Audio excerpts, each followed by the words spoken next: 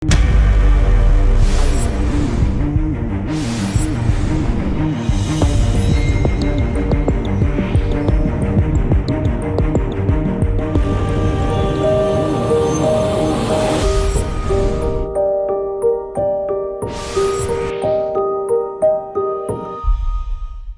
इस वक्त मेरे साथ लाइन पर मौजूद हैं जहद रिजवी साहब। आप साबिक निगरान सूबाई वज़ीर कानून रह चुके हैं, वज़ीर ख़जाना रह चुके हैं, पैटर्न लाहौर टैक्स बार हैं और एडवोकेट सुप्रीम कोर्ट हैं।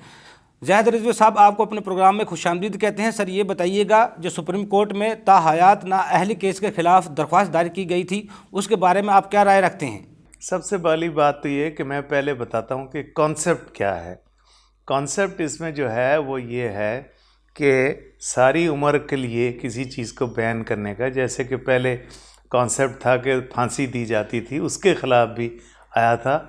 तो मैं इस कॉन्सेप्ट की फेवर में हूँ कि आपको एक सारी उम्र के लिए बैन नहीं होना चाहिए। और इसका नाम जो इस दफ़ा इन्होंने जो रिट पिटीशन की, इसमें दूसरा पॉइंट भी ले लिया उनका, जो कि फ़ैसले हुए में हैं।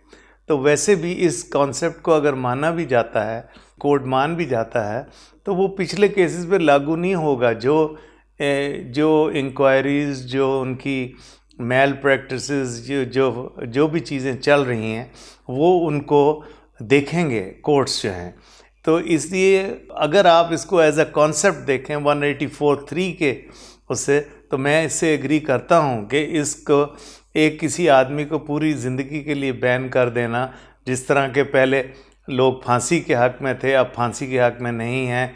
और आपको मैं एक और मिसाल देता हूँ कि जब भुट्टो साहब ये NTN कार्ड या रजिस्ट्रेशन का प्रोसेस इन्होंने 74 में शुरू किया था, लोगों ने बहुत चीखे चलाए थे।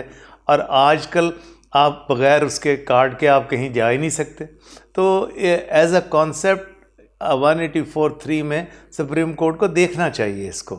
लेकिन जो दूसरा पॉइंट जो लोग इसको कह रहे हैं वो नवाज शरीफ का, वो बिल्कुल सेपरेट मैटर है। उसका जो है वो जो उन पर सज़ाएँ हुई हैं या जो उन पे हैं, उन पे कानून को लागू होना चाहिए। अगर उन्होंने फ्रॉड किया है, पैसे लेके गए हैं, कोई चीज़ हैं, तो वो लीगल उसका प्रोसेस चल रहा है। और ये जो अगर लॉ में आएगा भी, तो ये पिछले केसेस पे इफ़ेक्ट नहीं करेगा। तो आपको ये दोनों चीज़ों को सेपरेट करके देखना चाहिए, कॉन्सेप्ट और इनका केस। अब देखें ना, जिस तरह जहांगीर तरीन साहब का मैटर था, वो आखिरी दिन जो चीफ जस्टिस साहब थे, उन्होंने जाते हुए उनकी रिव्यू कैंसिल कर दी। हालांकि उस पर करप्शन वगैरह का कोई चार्ज नहीं था, उनका एक इनकम टैक्स का मैटर था। तो इस किस्म की चीज़ों के लिए मैं ये बिलीव करता हूँ कि इन चीज़ों को 184(3) में कोर्ट को इसको देखना चाहिए और इसको डिसाइड करना चाहिए।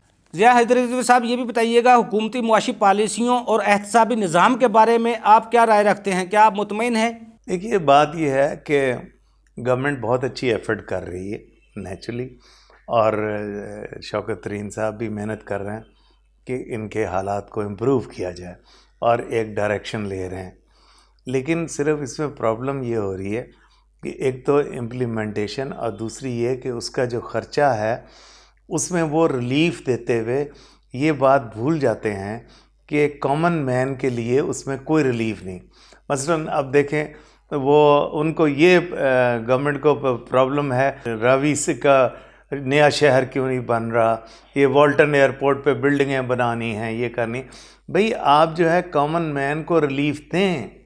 आप बजाय आप डेवलपमेंट फंड जो आप MP MNS को दे रहे हैं, आप 1 साल के लिए रोक दें। आप कहें कि भाई मुल्की हालात ऐसे नहीं कि हम किसी चीज़ को इम्प्रूव कर सकें। अगर आप यही पैसा जो है कन्वर्ट करके जो आवाम जो इस में पिस रही है उसको देते हैं, तो आप देखें कि आपकी पार्टी के लिए भी, PTI के लिए भी ये फ़ायदेमंद होगा।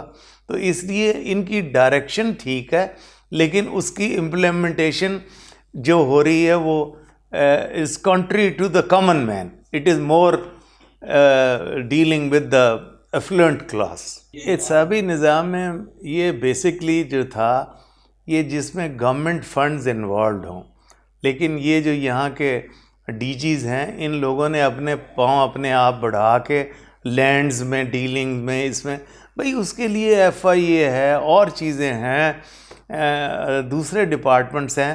तो नैब ने अपना आपको एक फियर एनिमल बना लिया है कि लोगों को अगर नोटिस आ जाता है वो परेशान हो जाता है। और कोई भी केस वहाँ पे लिखा हुआ है 3 महीने में पूरा कर लेंगे, वहाँ 2-2 साल तक तो दायर नहीं करते ये लोग।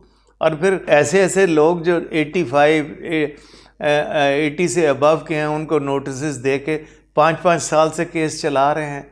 तो रियलिस्टिक चीज़ें सोचनी चाहिए कि आपका ये मैटर में जब ये इतने IOs जो हैं इस किस्म के केस, अब देखें जिस तरह ये न्यूज़ अखबार वालों का जो है, अब इतने सालों के बाद उनको अंदर भी रखा, उसको भी रखा, अब उसको एग्जोनरेट कर दिया। अब क्या वो ना एक्शन लेके आए नैब वालों के ख़िलाफ़ कि जनाब ये आपने जाली केस बनाया था जिस IO ने या जिस लोगों ने किया था। तो ये it has to be stopped. ये सिर्फ बेसिक जो है इनको सिर्फ वो करना चाहिए जहाँ पर गवर्नमेंट फंड्स इन्वॉल्व हैं।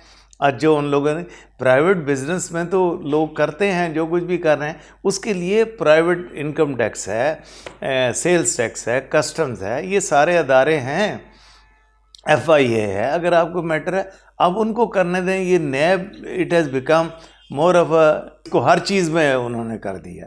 और ख़ासकर इसमें मैं सुप्रीम कोर्ट को भी कहूँगा कि वो जो उठा के हर कहते हैं कि आपका केस नैब में क्यों ना भेज दिया जाए, it has become a fear king. तो ये इसको भी अवॉइड करना चाहिए और रियलिस्टिक करना चाहिए। अथॉरिटी ठीक है बिल्कुल। जी बहुत शुक्रिया ज़ाहिद रिजवी साहब, आपने हमें टाइम दिया। जी बहुत शुक्रिया ज़ाहिद रिजवी साहब, आपने हमें टाइम दिया।